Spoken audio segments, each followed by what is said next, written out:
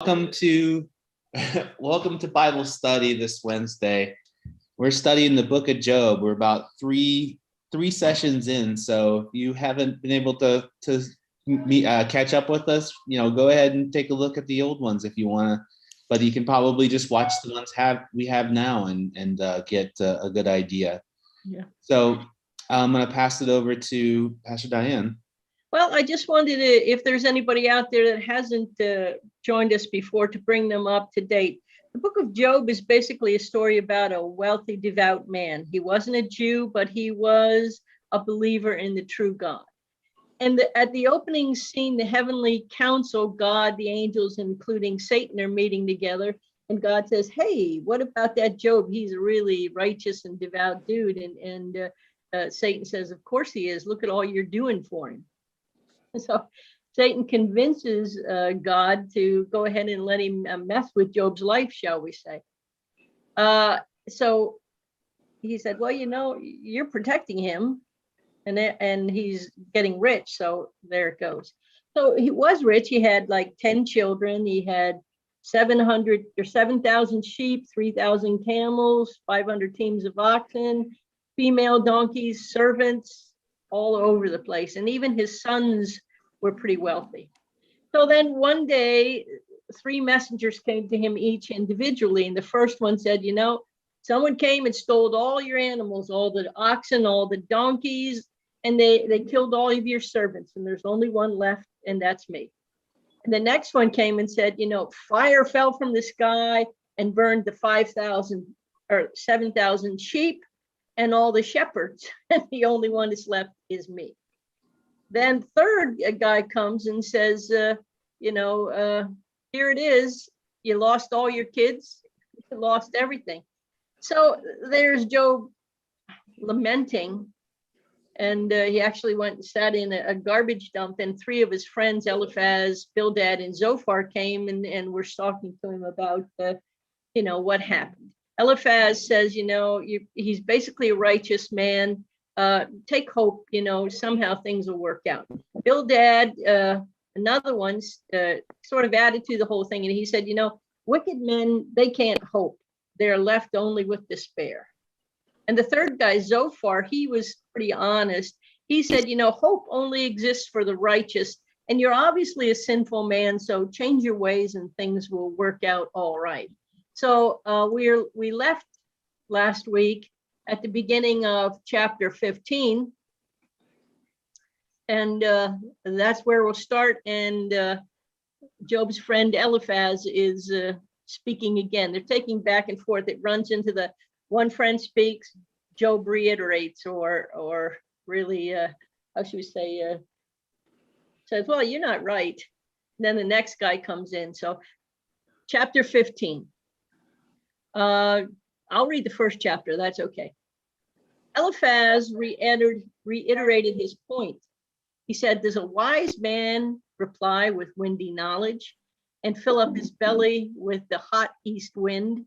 Does a wise man reason with impotent chatter, with bankrupt words of no account? So he's basically saying, you're just blowing smoke. There's nothing going on.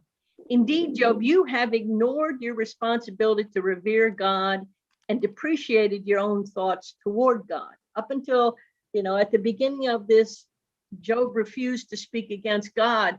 But as it's going on and on, because the poor man is covered with boils and all of these terrible things on his body. So as he goes on and on, he begins to question. And he's asking God, why? So Eliphaz continues, he says, for your faults inform your speech and your language is tricky. Your mouth condemns you, not I. Your own lips volunteer as witness against you. Were you the firstborn among men? Were you introduced to the earth before the hills were conceived? Allowed to listen in on the deliberation of God's assembly? Do you imagine all knowledge to be confined to you and you only? What do you know that we don't know? Do you have an understanding that has somehow eluded us? We have gray hairs and elders among us, weighed down with years heavier than your father. Do you find God's many comforts too meager and his gentle speech to you too mild? What has stripped you of your reason, carried away your heart?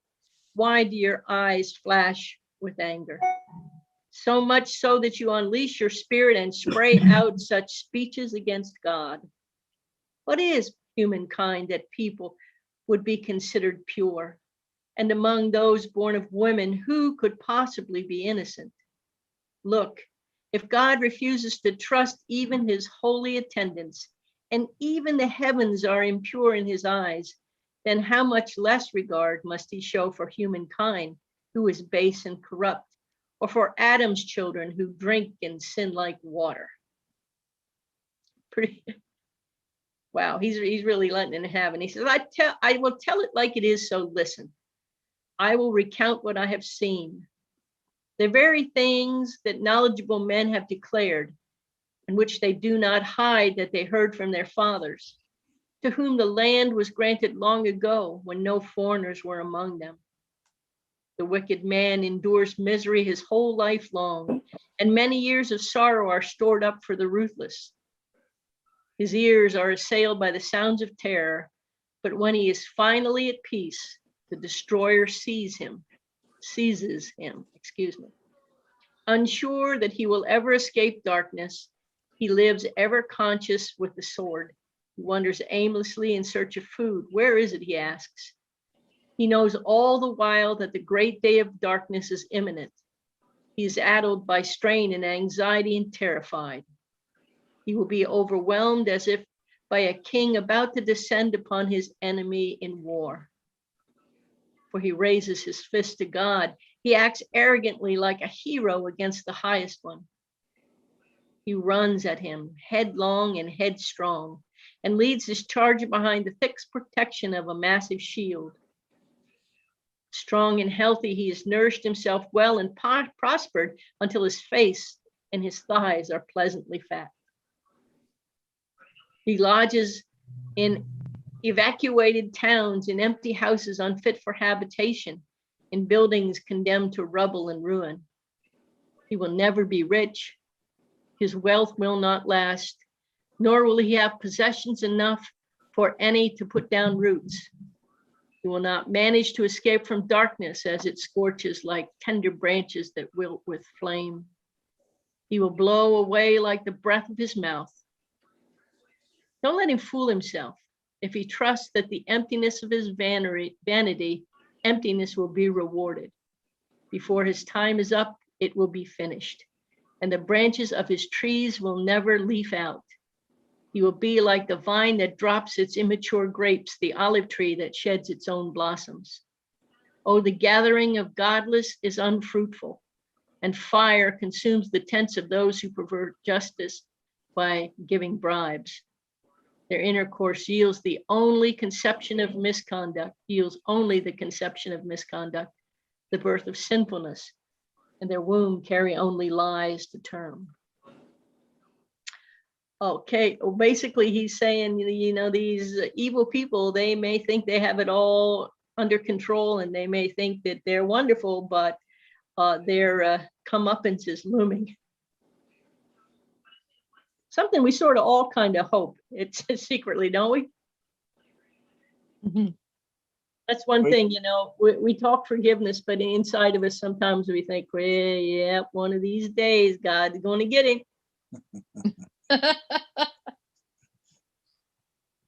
And it brings to mind the whole thing about justice and hellfire and a lot of those things. Yeah. It's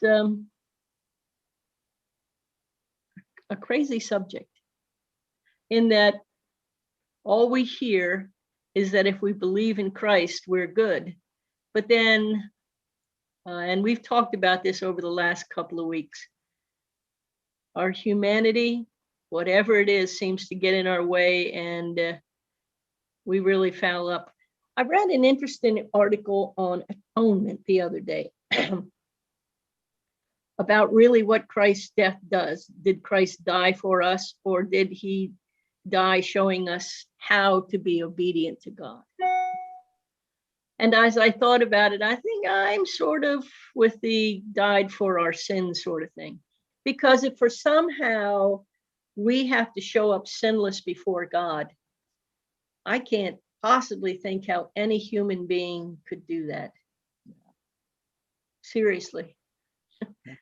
Unless you're forgiven right before you die, which not very likely happens. Interesting to think about, though, isn't it? Mhm.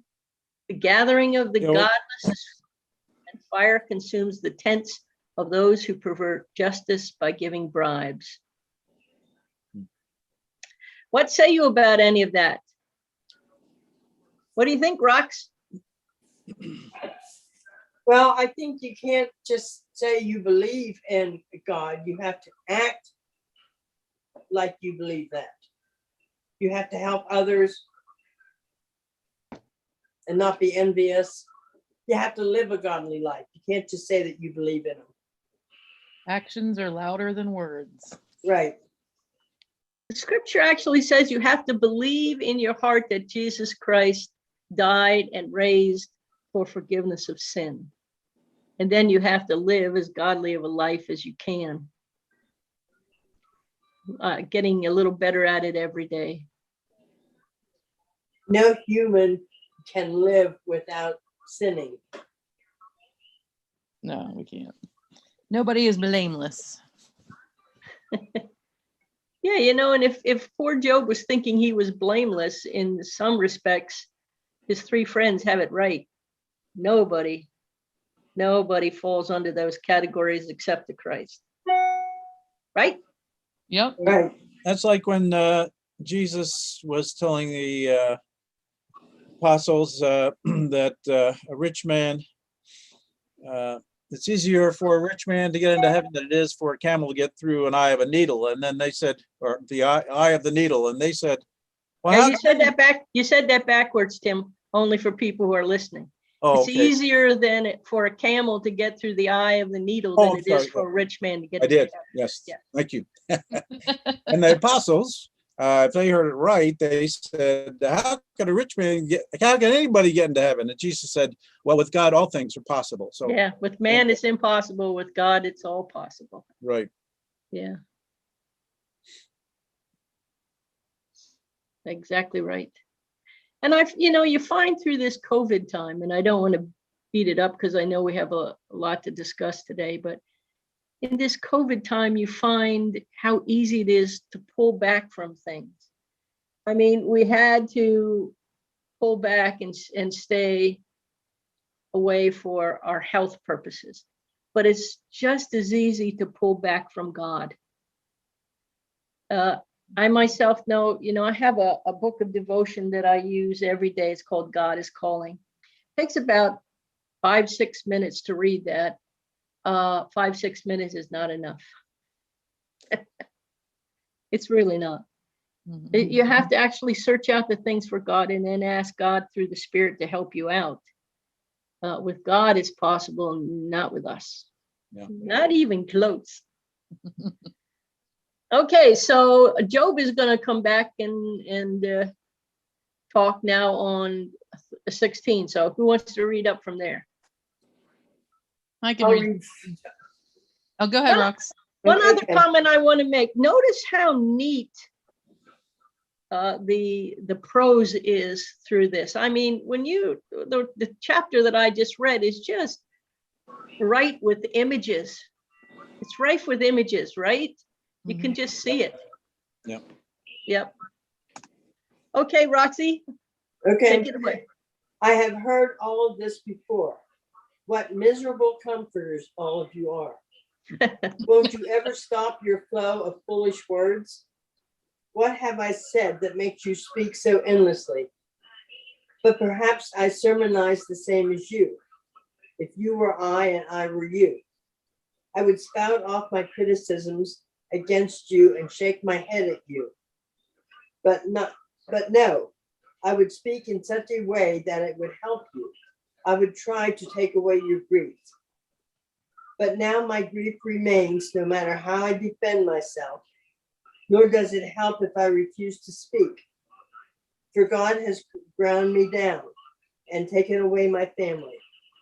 Oh God, you have turned me to skin and bones. as a proof, they say, of my sins. God hates me and angrily tears at my flesh. He has gnashed upon me with his teeth and watched to snuff out any sign of life. These comforters have gaping jaws to swallow me. They slap my cheek. My enemies gather themselves against me, and God has delivered me over to sinners, into the hands of the wicked. I was living quietly until he broke me apart. He has taken me by the neck and dashed me to pieces, then hung me up as his target. His archers surround me, letting fly their arrows, so that the ground is wet from my wounds. Again and again he attacks me, running upon me like a giant. Here I sit in sackcloth and have laid all hope in the dust. My eyes are red with weeping, and on my eyelids is the shadow of death.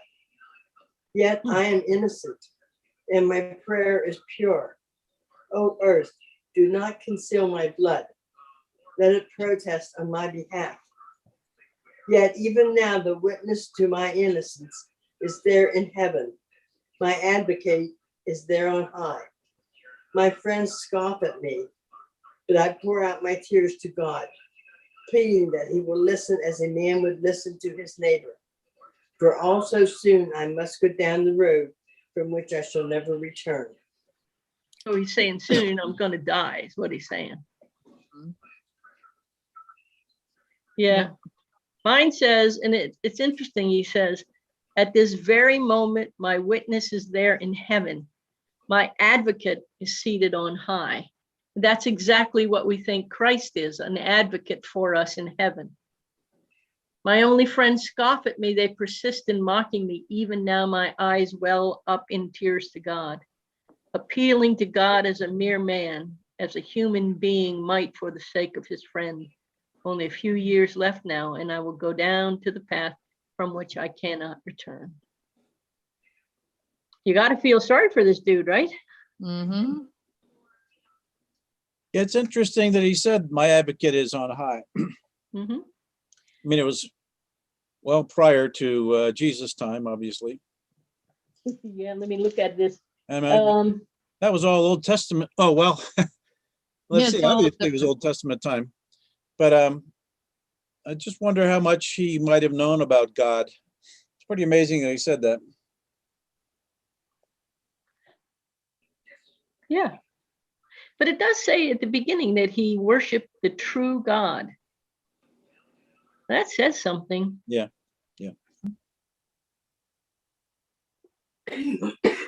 Okay, so Job continues in 17.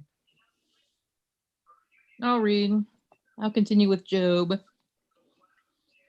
The end of my life is near. I can hardly breathe. There is nothing left for me but the grave. I watch how bitterly everyone mocks me. I'm being honest, God. Accept my word.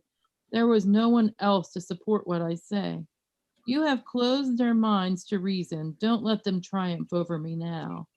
In the old proverb, someone betrays his friends for money and his children suffer for it. And now people use this proverb against me. They come and spit in my face. My grief has almost made me blind. My arms and legs are as thin as shadows. Those who claim to be honest are shocked, and they will all condemn me as godless. Those who claim to be respectable are more and more convinced they are right. But if all of them came and stood before me, I would not find even one of them wise. My days have passed, my plans have failed, my hope is gone. But my friends say night is daylight. They say that light is near, but I know I remain in darkness. My only hope is the world of the dead, where I will lie down to sleep in the dark. I will call the grave my father, and the worms that eat me, I will call my mother and my sisters. Where is there any hope for me? Who sees any? Hope will not go with me when I go down to the world of the dead. So he's quite despaired. Yeah, well, my last phrase, 16, says, will hope go down with me to the place of death? Mm-hmm. That's an interesting thought. Will hope accompany me to the ground? So, Yeah, mine says, hope will not go with me. yeah. What about the rest of you? How does your verse 16 read on chapter 17? Mine says, when I die, I will go to my grave with nothing. Will have lost everything that I had hoped for. Okay. Yeah, Mine mine, says, no, my hope will go down with me to the grave. We shall rest together in the dust. So Yeah. he's saying he's no hope. You know, mine sort of looks like maybe he's looking for a hope after death, but the way your all's verse 16 reads, it doesn't sound that way. no, Nope. Okay, so on to 18 and our friend Bildad. Bildad. I can read if you How like. much of a- What? I can't see how he's much of a friend, but okay. Oh, Bildad. Then Bildad the Shuhite replied, when will you end these speeches? Be sensible, and then we can talk. Why are we regarded as cattle and considered stupid in your sight? You who tear yourself to pieces in anger, is the earth to be abandoned for your sake? Or must the rocks be moved from their place? The lamp of a wicked man is snuffed out. The flame of his fire stops burning. The light in his tent becomes dark. The lamp beside him goes out. The vigor of his step is weakened. His own schemes throw him down. His feet thrust him into a net. He wanders into its mesh. A trap seizes him by the heel. A snare holds him fast. A noose is hidden for him on the ground. A trap lies in his path. Terrors startle him on every side and dog his every step. Calamity is hungry for him. Disaster is ready for him when he fails. It eats away parts of his skin. Death's firstborn devours his limbs. He is torn from the security of his tent and marched off to the king of terrors. Fire resides in his tent. Burning sulfur is scattered over his dwelling. Let me stop you for just a minute. Sure. I'm liking 14 or questioning. He is torn violently from the safety of his tent and forced to march before the king of terrors, right? So Yes. his Bildad, he doesn't say, he's saying death is not a place of rest and waiting, but he's talking about it being ruled by a king, right? Mine says King Death. King Oh. Death, okay. You think that's an allusion to Satan? Yeah, that's what I was wondering when I was Yeah. reading it. Huh.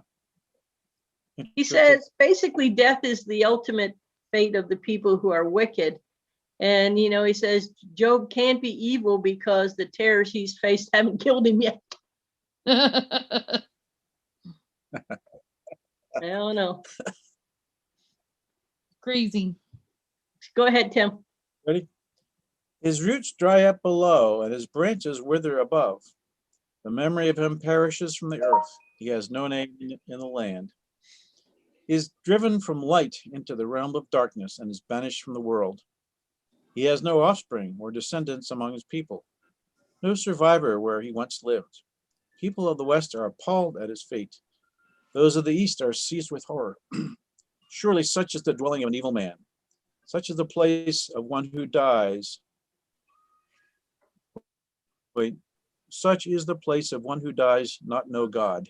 Oh, does, sorry, that's what it is. Such is the place of one who does not know God. So Yeah, that's the end. mine says, surely this is the way it goes with all evil people. Surely this is the lot in life for those who do not know God. Huh.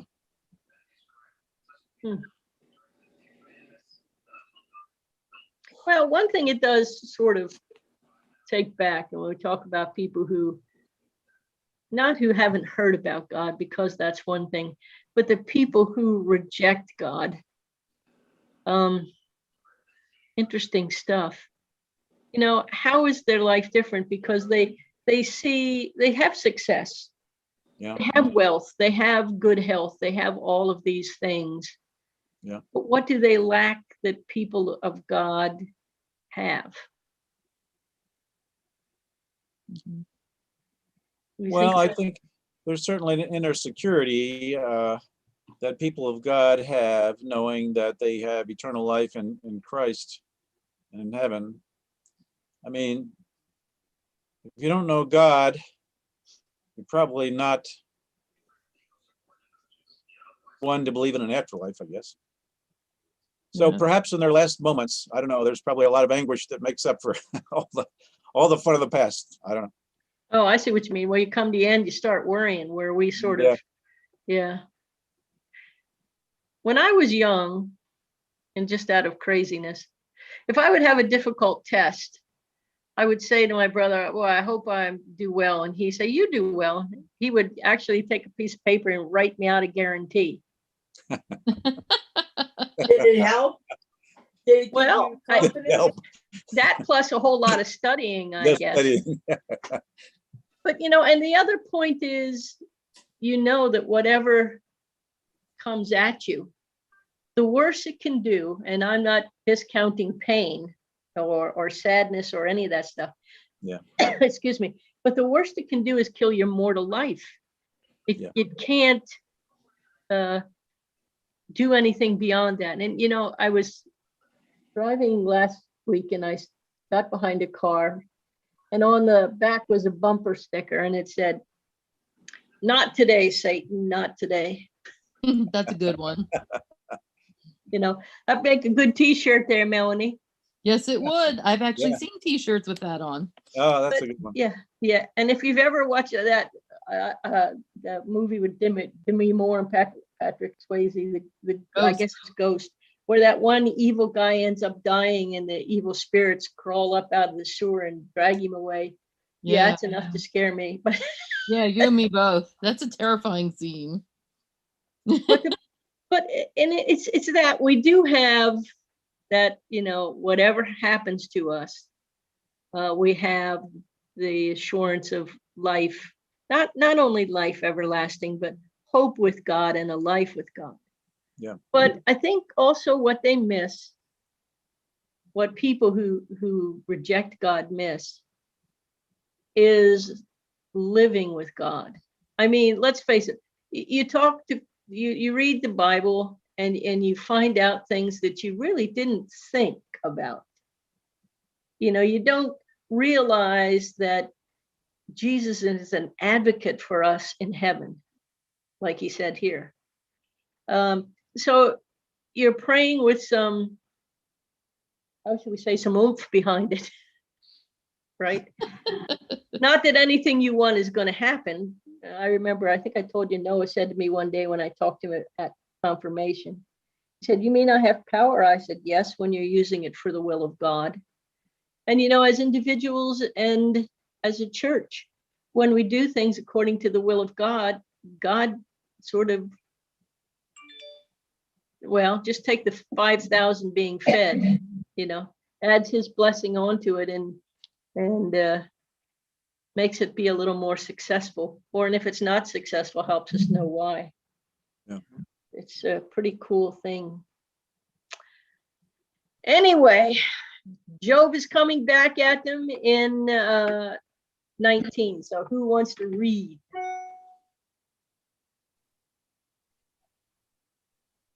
I'll Sounds go ahead like and read it. Tony's turn. Go ahead, my friend. Take it away. Job replies to Bildad. Okay. Job replied, "This is what he said. You are still trying to hurt me with these things that you say to me. You say about me.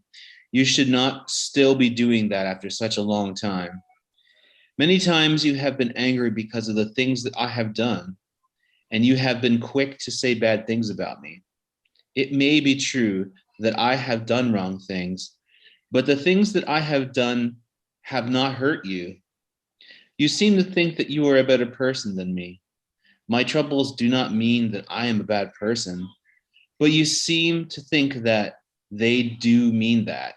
Mhm. But you should be able to see that God has caused all my troubles, that he is trying to catch me in a trap. God is not fair. He did not have a good reason to cause my troubles.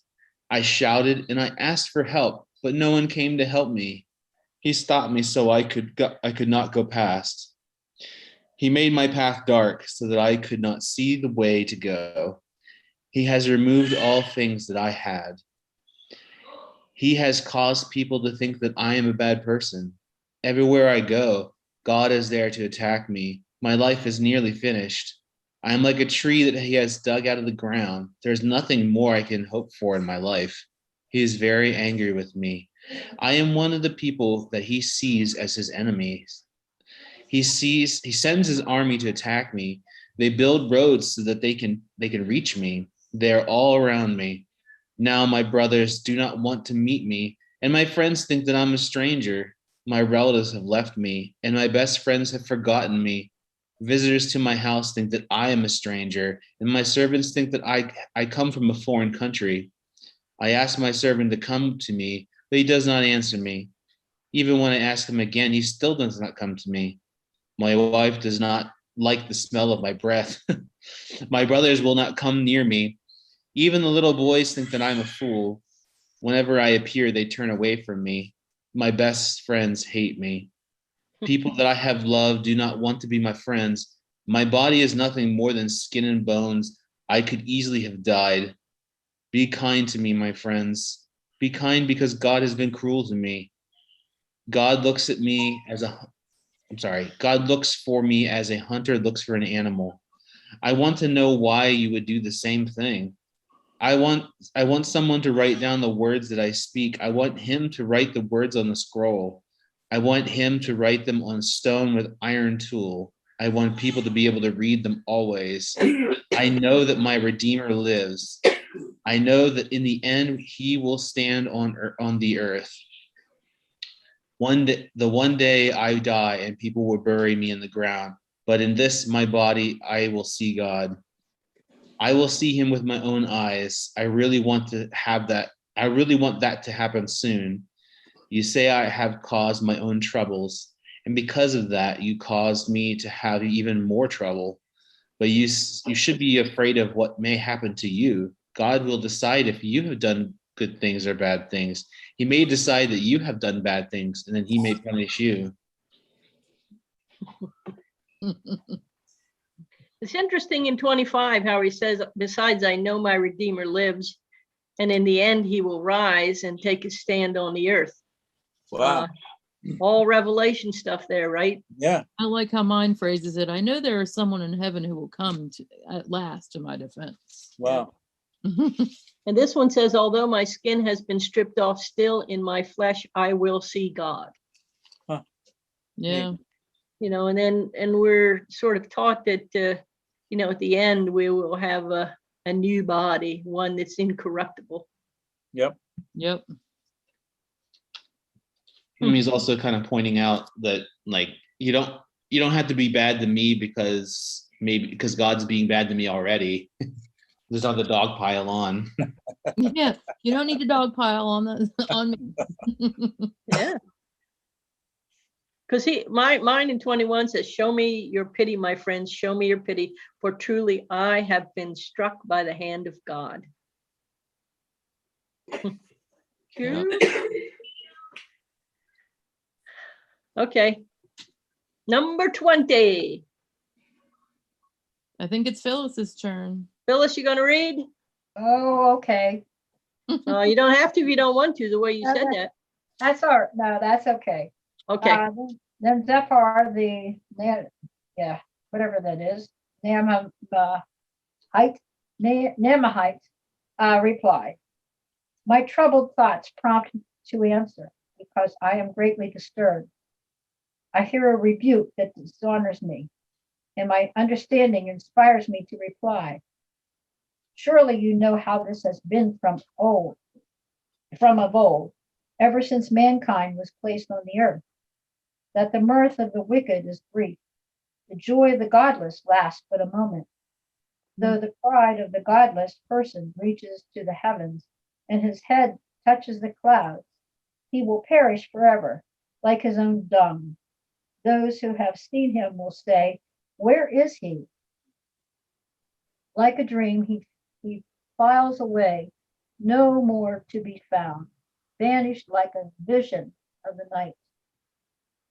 The eye that saw him will not see him again, but his place will look on him no more. His children must make amends to the poor. His own hands must give back his wealth. The youthful vigor that fills his bones will lie with him in the dust. Though evil is sweet in his mouth, and he hides it under his tongue, though he cannot bear to let it go and lets it linger in his mouth, yet his food will turn sour in his stomach. It will become the venom of the serpents within him. He will spit out the riches he swallowed. God will make his stomach vomit them up. He will suck the poison of the serpents. The fangs of the adder will kill him. He will not enjoy the streams, the rivers flowing with honey and cream. What he toiled, he must give back uneaten. He must not enjoy the profit from his trading, for he has oppressed the poor and left them destitute. He has seized houses he did not build. Surely he will have no respite from his craving. He cannot save himself by his treasure. Nothing is left for him to devour. His prosperity will not endure. In the midst of his plenty, distress will overtake him. The full force of misery will come upon him. When he has filled his belly, God will vent his burning anger against him and rain down the heat blows on him. Though he flees from an iron weapon, a bronze-tipped arrow pierces him. He pulls it out of his back, the gleaming point out of his liver. Terrors will come over him. Total darkness lies in wait for his treasure. A fire unfanned will consume him and devour what is left in his tent. The heavens will expose his guilt. The earth will rise up against him. A flood will carry off his house, rushing waters on the day of God's wrath. Such is the fate God allots the wicked, the heritage appointed for them by God. Mhm. Well, So that was an uplifting reading. Well, it was certainly filled with all kinds of visions, you know what I mean? And yeah. Yeah. Mine one says he sucks the venom of asps and is slain by the tongue of the viper. He's talking about judgment, Yeah. isn't he? Yeah. He's Yeah. ultimately talking about what's going to happen at the day of judgment. Yeah, you know, all scripture is good news, but this It almost makes it sound like he's a cruel God Yeah. out to punish people. Sounds like the old hellfire brimstone kind of stuff, right? Yeah. well, there was a different way of looking about God at that point in time. And even if you're older like me, you remember sitting in the pews talking about the, you know, hellfire and brimstone sort of thing. Yep. Well, before we took, I think I told you before we took communion one Sunday, we had to have a Sunday of confession before that. You know? Oh, I'm sure. Yeah. And, you know, we just read Revelation. It didn't sound like it was going to be a fun time in the old corral. No. For sure not.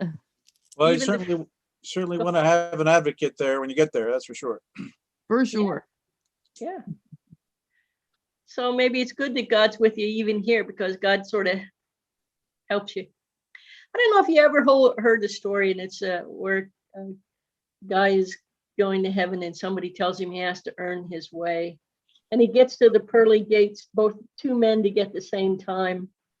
And St. Peter says, you know, tell me your good things that you've done. And the one guy just lists them off, right? Real lickety split, boom, boom, boom. And St. Peter says, wonderful, that's 100 points, which is apparently the goal that you had to have to get into heaven.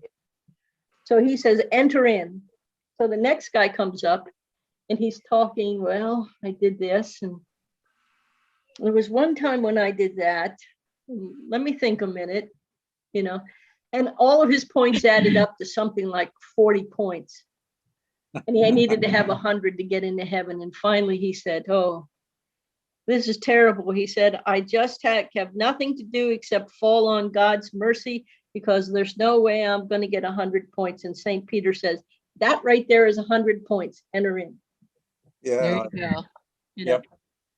So there you go. It's all good.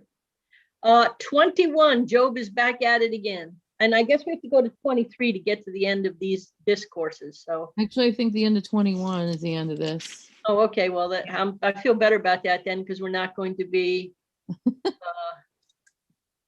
how should Yeah. we say, overstepping our time too much. Right. Okay. I can read 21. I like the way it reads here. Okay, go for it. Listen to what I am saying. That is all the comfort I ask from you. Give me a chance to speak, and then when I am through, sneer if you like. My quarrel, I like this. My quarrel is not with the mortals. I have good reason to be impatient. Look at me. Isn't that enough to make you stare in shocked silence?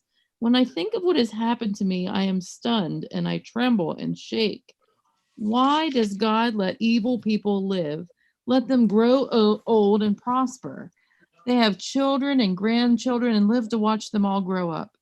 God does not bring disaster on their homes. They never have to live in terror. Yet all their cattle breed and give birth without trouble. Their children run and play like lambs and dance to the music of harps and flutes. They live out their lives in peace and quietly die without suffering. The wicked tell God to leave them alone. They don't want to know his will for their lives. They think there is no need to serve God, nor any advantage in praying to him. They claim they succeed by their own strength. By Mhm. their way of thinking, I can't accept. Was a wicked person's light ever put out? Did one of them ever meet with disaster? Did God ever punish the wicked in anger and blow them away like straw in the wind, or like dust carried away in a storm? You claim God punishes a child for the sins of his father. No.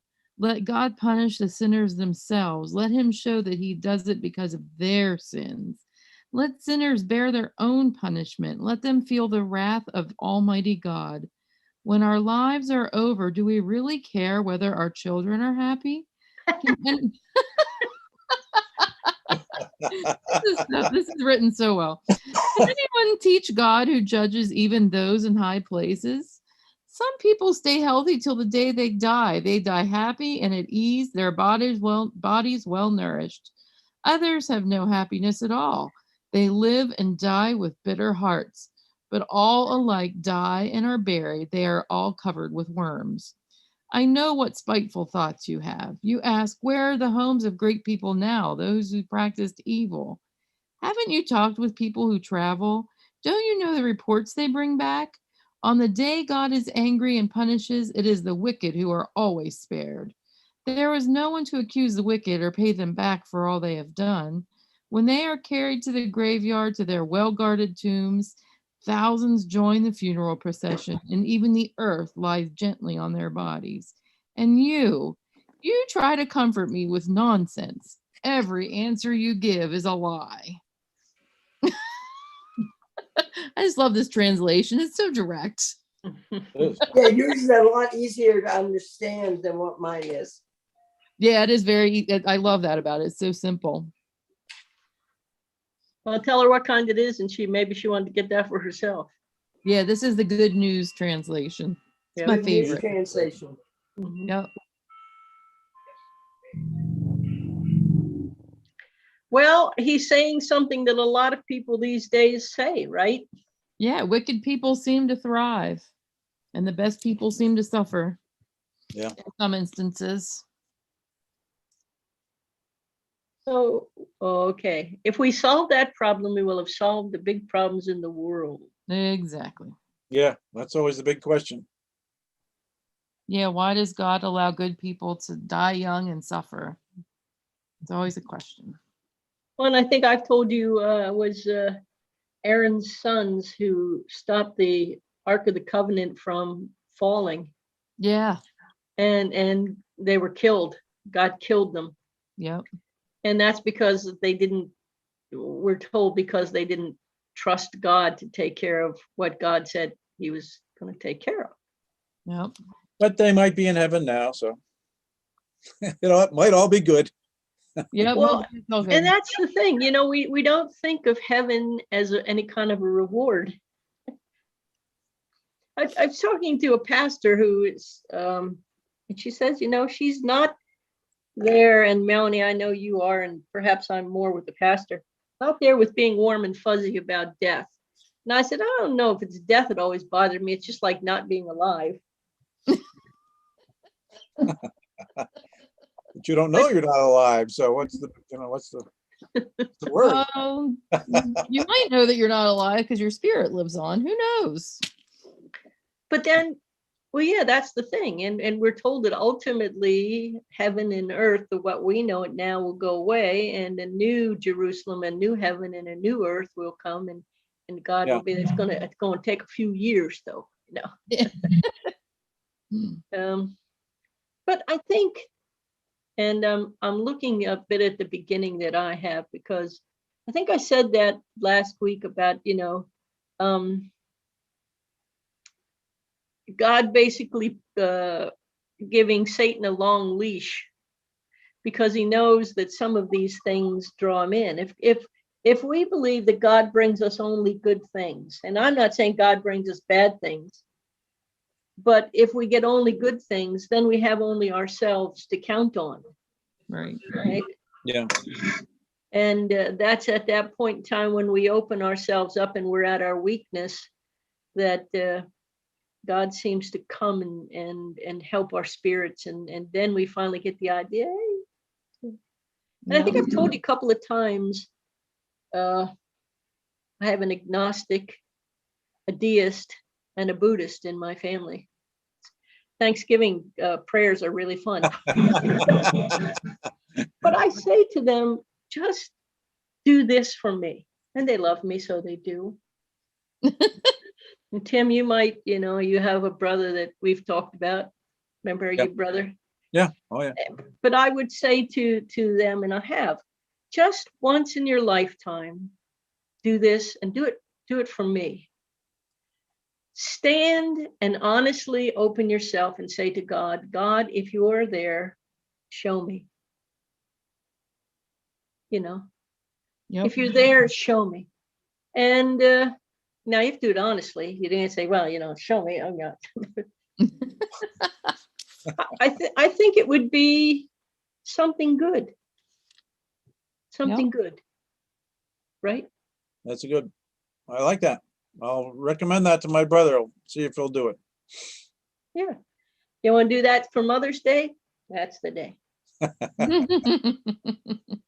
Okay, so we got through 21, and I think there's like 40 sections in Job. I don't know, 40 seems to be God's number.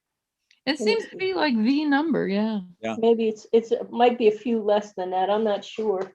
I'm looking here. 41. Yeah. there's 40, nope, 42. 42. Yeah. 42. So we're halfway through. Yep. So we're halfway through. Where are we going for next week, Melanie? Well, let's look here. The third dialogue starts in 22 and it ends at, let me see. Looks like it ends at the end of 28, because 29 is Job's final statement of his cause, or of his case. Oh, we can okay. So actually at go that like point, 22 through 29 would bring us to the next. okay, and at that point, I think maybe God is starting to put his, Yeah. I was going to say 2 cents, Well, words of no, wisdom. we probably want to stop at 28, because 29, 30, and 31 are all Job talking like that's his final case. Yeah. Okay. So All yeah, right. So 22 to 28. yeah, through 28. This is an interesting study in that, you always hear about Job, but now, hey, we know what's there. Up close and personal look. Yeah. Not only that, he's struggling with some things that we all struggle with even now. Yeah. Job is timeless. It seems sometimes to have trouble and bad people, but the other thing is we're not always looking. We we just assume that the wealthy are happy. You know, Yeah, we just, Money Very can't buy true. happiness. no, money and happiness aren't synonymous. That's true. They might be lying awake most nights worrying about about their wealth. Who knows? Exactly.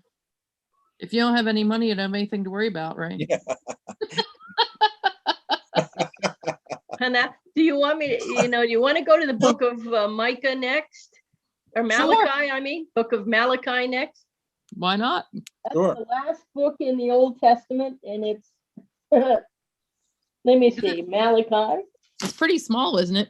It is 3.5 pages long. I was gonna say it's one of those really short books. Well, And then there's Zechariah before that, and it's not a whole lot. Well, it's a little longer.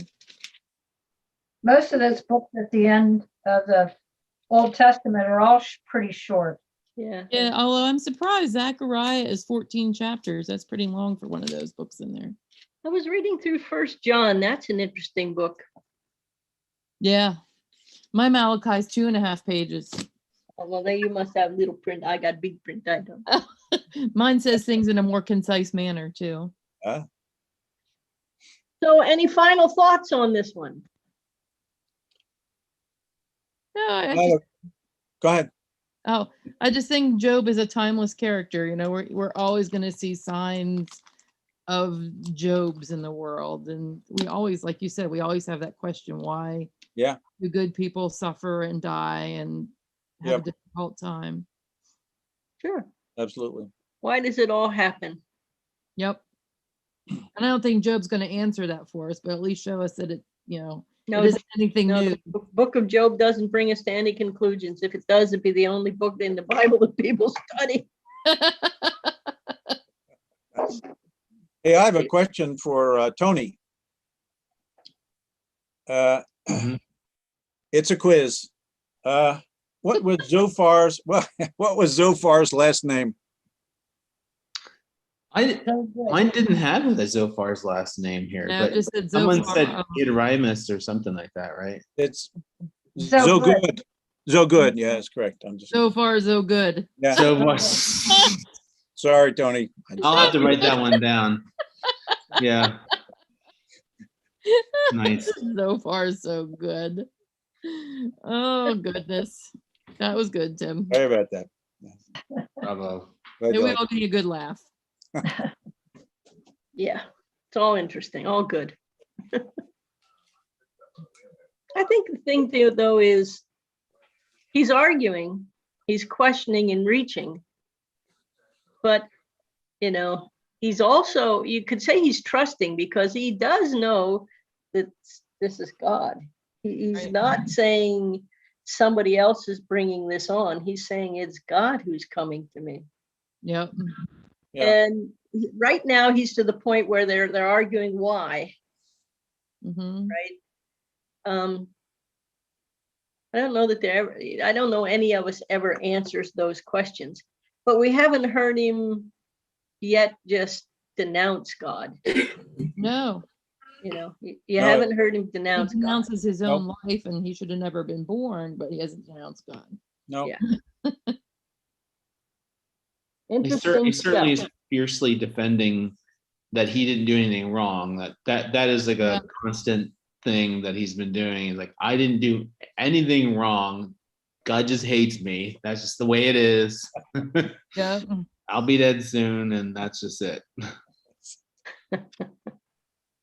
Yep. But then he does seem to think, he says, well, will hope follow me into the grave? That's a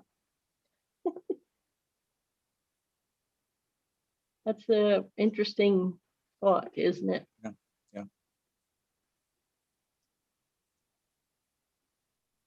Yep. I'm writing it down because it's sticking in my mind. All right, my friends. Well, Tony, do you want to bring it? Phyllis, are you there? Well, Yeah, I'm hold here. on a second. Phyllis, don't jump off when we Yeah, don't go. jump off. I want a Um, moment with you. Yeah, so, but to make it into the stream, I want to say thanks everybody for joining us and out there in the internet land and those here in Zoom. We've been studying the book of Job, and looks like we'll be going through a couple more Bible studies with the book of Job. just trying to learn how Job tried to deal with his situation. And I encourage you, if you haven't seen the other our other sessions, go ahead back and take a look. And please join us in our next week on Wednesdays. And if you'd want to come to our Sunday service, we're meeting in person, but you can also do digitally. Yeah. All right. Well, thanks everybody, and have a great rest of the week. Bye. You guys- Bye-bye. Bye.